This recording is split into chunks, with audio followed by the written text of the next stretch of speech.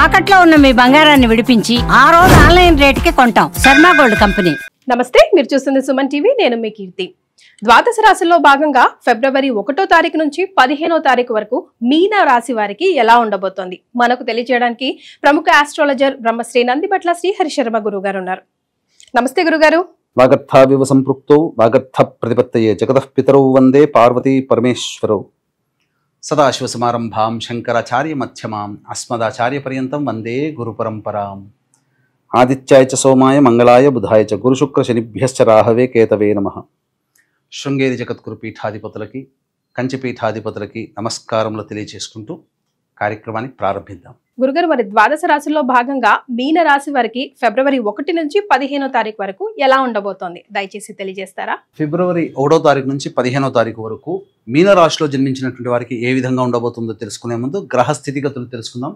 రాశిలోని శుక్రుడు, రాహు, 12వ శని, 11వ రవి బుధుడు, 3వ గురు వక్రీకరించి ఉండడం, 4వ కుజుడు స్తంభించి వక్రీకరించి స్థితి పొంది ఉండడం, 7వ కేతు. మీనరాశి వారికి ఒక రకంగా చెప్పాలి అని అంటే ఒక్క శని భగవానుడు తప్ప మిగతా అన్ని గ్రహాలు కూడా అనుకూలంగా ఉన్నాయి. కాబట్టి మంచి తరుణం ముంచుకొచ్చినప్పుడు ఆలస్యంగా ఎందుకు ఉండాలి? అన్ని పనులు ఏవైతే అనుకున్నామో వాటిని అమలు చేసే ప్రయత్నం కనుక చేస్తే జీవితం ఈ మీనరాశి వారికి ఆనందదాయకంగా ఉంటుంది. గ్రహస్థితులు అనుకూలంగా ఉన్నాయి. గ్రహ సంచారం జరుగుతున్నప్పుడు అనుకూలం ఉన్నటువంటి రోజులు ఏవైతే ఉంటాయో ఆ రోజుల్లో కనుక మీరు మీ యొక్క ప్రణాళికని అనగా ప్లానింగ్స్ని ఇంప్లిమెంటేషన్గా అమలు చేస్తారో ఖచ్చితంగా విజయాన్ని పొందుతారు. అందులో నో డౌట్. అన్ని రంగాల్లో ఉన్నటువంటి వారికి మంచి స్థితిగతులు గోచరమవుతున్నాయి. కాబట్టి చక్కగా ఇప్పుడు చెప్పబోయేటువంటి విషయాన్ని జాగ్రత్తగా విని ఏ రంగంలో వాళ్ళకి మంచి జరగబోతున్న విషయాలతో ముందుకు వెళదాం.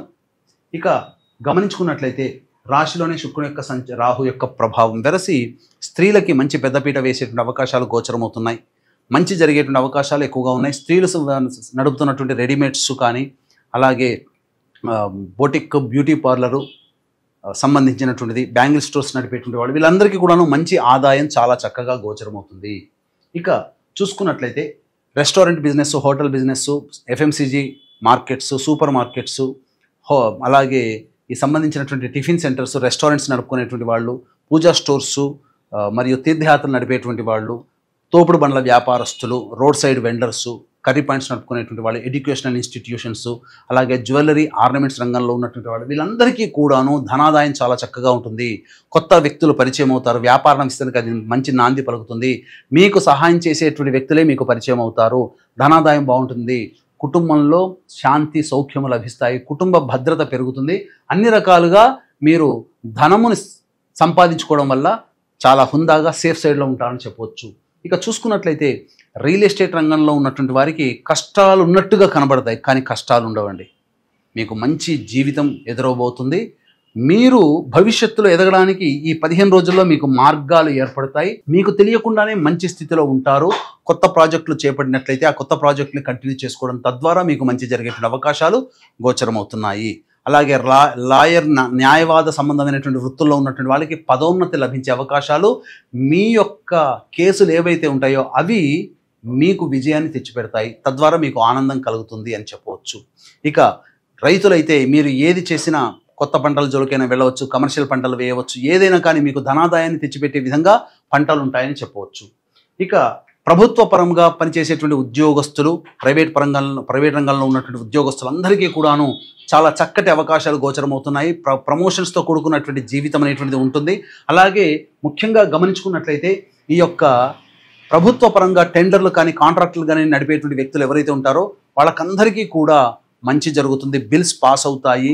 ధనాదాయం చక్కగా ఉంటుంది. అలాగే టెండర్ల వ్యవహారాల్లో మీకు గొప్ప స్థితి కలుగుతుంది. మీకు విజయాన్ని తెచ్చిపెడుతుంది. మీ టెండర్లు పాస్ అవుతాయి. ఇక ప్రధానంగా చూసుకున్నట్లయితే నిరుద్యోగస్తులకి 12వ తారీఖు లోపల ఉద్యోగాలు పెరుగుతున్నాయి. కాబట్టి జాగ్రత్తలు పాటించండి.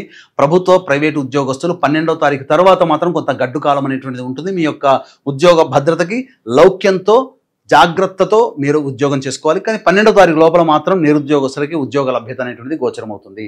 ఇక ఈ ఇనుము స్టీలు సిమెంట్ వ్యాపార రంగంలో ఉన్నటువంటి వాళ్ళు, అలాగే ఎడిబుల్ ఆయిల్స్ తోలు చర్మ సంబంధించినటువంటి వ్యాపారంలో ఉన్నవాళ్ళు, ఏసీ సంబంధించినటువంటి వ్యాపారం, ఆటో రంగంలో ఉన్నటువంటి వాళ్ళు, అలాగే దిగువ స్థాయి ఉద్యోగస్తులు అనగా క్లాస్ 4 ఎంప్లాయీస్ ఎవరైతే ఉంటారో వాళ్ళందరికీ కూడాను మిశ్రమమైనటువంటి ఫలితాలు ఉంటాయి. కాస్త కష్టం ఎక్కువగా ఉంటుంది, ధనము అనుకోకుండా ఖర్చులు అయిపోతాయి. కాబట్టి జాగ్రత్తలు పాటించండి. ఏ తర్వాత చెప్పొచ్చేది ఏంటంటే మీనరాశిలో జన్మించినటువంటి వారికి శని సంబంధమైనటువంటి వృత్తులు తప్ప మిగతా అన్ని రకాల వృత్తులు ఉన్నటువంటి వాళ్ళకందరికీ కూడా మంచి జరగబోతుంది. ఇక ప్రధానంగా చూసుకున్నట్లయితే 12వ తారీఖు తర్వాత మాత్రము మీ దగ్గర అప్పు తీసుకునే వాళ్ళు మీకు ఎదురవుతారు. కాబట్టి జాగ్రత్తలు పాటించండి. ఇక 1వ తారీఖు నుంచి 15వ తారీఖు వరకు మంచి చెడు ఏ విధంగా ఉంటుంది, ఆదాయం ఖర్చు ఏ విధంగా ఉండబోతుందో తెలుసుకునే ముందు వీక్షించేటువంటి ప్రేక్షకులకి గమనిక. ఈ యొక్క మహామాఘ పౌర్ణమి ఫిబ్రవరి 12వ తారీఖు రోజున 144 ఏళ్లకు ఒకసారి వచ్చే మహాకుంభమేళా సందర్భంగా త్రివేణి సంగమం ప్రయాగ్రాజ్ క్షేత్రంలో జాతకరీత్యా కలుగు విద్య, వివాహ, ఉద్యోగ, దాంపత్య, సంతాన, అనారోగ్య సమస్యల నివారణకి, అలాగే సర్వదోష నివారణ పూజలు, హోమాలు, మరియు ఇప్పుడు మనం సమస్యలు ఎదుర్కొంటున్నామంటే అవి గత జన్మ కర్మదోషాలు. కావున గత జన్మ కర్మదోష నివారణ తిలహోమాది కార్యక్రమాలు ఈ 2025 సంవత్సరంలో 12 రాశుల వారికి కూడాను శని ప్రభావం అధికంగా ఉంటుంది. కాబట్టి శని దోష నివారణ హోమాలు అనేటువంటివి పర్ హెడ్ 2100 రూపాయలకి చేయించడం జరుగుతుంది. అలాగే ఇప్పుడు మనకు పుష్కరాలు ఎలాగో కుంభమేళా కూడా అలాగే. కాబట్టి మరణించినటువంటి పెద్దల యొక్క ఆత్మతృప్తి కోసం బ్రాహ్మణుని కర్తగా పెట్టి 13వ తారీఖు రోజున పితృ నక్షత్రం మఖా నక్షత్రం ఉంటుంది. ఆ నక్షత్రం రోజున పిండ ప్రదాన కార్యక్రమాలు అనేటువంటివి చేయించడం జరుగుతుంది.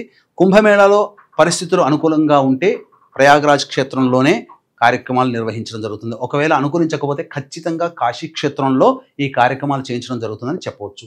ఇక 1వ తారీఖు రోజున ప్రధానంగా ఖర్చులు అధికంగా ఉంటాయి. మానసిక ప్రశాంతత లోపిస్తుంది. ఏ పని చేయాలన్నా ప్రశాంతత ఉండదు.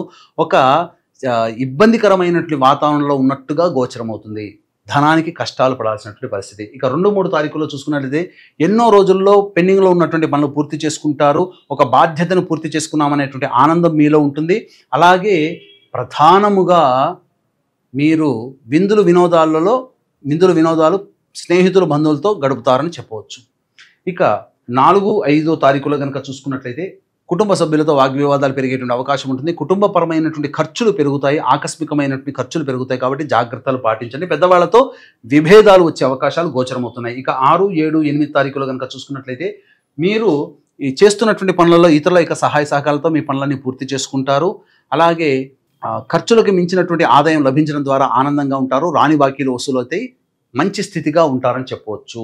ఇక 9, 10, 11, 12 తారీఖులో కనుక చూసుకున్నట్లయితే మీకు ఎక్కువగా ఆటంకాలు అనేటువంటివి ఎదురవుతాయి. వాహనం నడిపేటప్పుడు జాగ్రత్తలు పాటించాలి. తల్లిగారి ఆరోగ్యం పట్ల శ్రద్ధ వహించాలి. మీ ఆరోగ్యం పట్ల కూడా శ్రద్ధ వహించాలి. అలాగే ప్రధానంగా గృహోపకరణాలకి, వాహన మరమ్మతులకి ఖర్చులు అధికంగా అవడం ద్వారా మీకు సమస్యలు అధికంగా ఉంటాయి. ధనపరమైనటువంటి ఖర్చులు అధికంగా ఉంటాయి. ఏ పని చేసినా సంతృప్తి అనేటువంటిది ఉండదు. ఇక 13, 14, 15 తారీఖులో కనుక చూసుకున్నట్లయితే సాధారణం కంటే ఎక్కువగా మంచి జీవితాన్ని పొందుతారు. ఆనందంగా ఉంటారు. మీ యొక్క భాగస్వాములతో వచ్చే పొరపచ్చాలన్నీ కూడా తొలగిపోతాయి. మంచి స్థితిగతులు ఉంటారు. రాని బాకీలు వసూలు అవుతాయి. ధనాదాయం కూడా చాలా చక్కగా ఉంటుంది. ఏ తర్వాత చెప్పొచ్చేది ఏమిటంటే 1వ తారీఖు, 9, 10 తారీఖుల్లో ఖర్చులు అధికంగా ఉంటాయి. కాబట్టి జాగ్రత్తలు పాటించండి. ఆ ఖర్చును వాయిదా వేసుకోవడం లేదా ఖర్చుని శాతాన్ని తగ్గించుకోవడం చేసుకుంటే మీరు సేఫ్ సైడ్లో ఉంటారని చెప్పవచ్చు. రైట్. మరి ఈ రాశి వారు ఎలాంటి పరిహారాలు పాటిస్తే బాగుంటుందంటారండి? గమనించుకున్నట్లయితే ఈ యొక్క 1వ తారీఖు నుంచి 15వ తారీఖు వరకు కుంభరాశిలో జన్మించినటువంటి వారికి సమస్యలు కనుక వచ్చినట్లయితే ఆ సమస్యల పరిష్కారం కోసం ప్రతిరోజు దత్తాష్టకము, కాలభైరవాష్టక పారాయణం రోజుకి 3 సార్లు పఠించండి. ఇప్పుడు చెప్పినటువంటి సమస్యల కంటే ఇంకా విభిన్నంగా మీ యొక్క జీవితంలో ఎదుర్కొంటున్నారు అంటే అవి మీ యొక్క జన్మజాతకంలో నడుస్తున్నటువంటి గ్రహ దశాంతర దశల యొక్క ప్రభావాలు. కావున దగ్గరలోని మంచి ఉపాసనా పరులైనటువంటి జ్యోతిష్యుల్ని సంప్రదించి వారి సలహాలు, సూచనలు కనుక పాటించినట్లయితే మరింత మెరుగైనటువంటి జీవితాన్ని పొందుతారని తెలియజేయవచ్చు. చాలా సంతోషం గురుగారు. ధన్యవాదాలు. సర్వం శ్రీ ఉమామహేశ్వర పరబ్రహ్మార్పణమస్తు.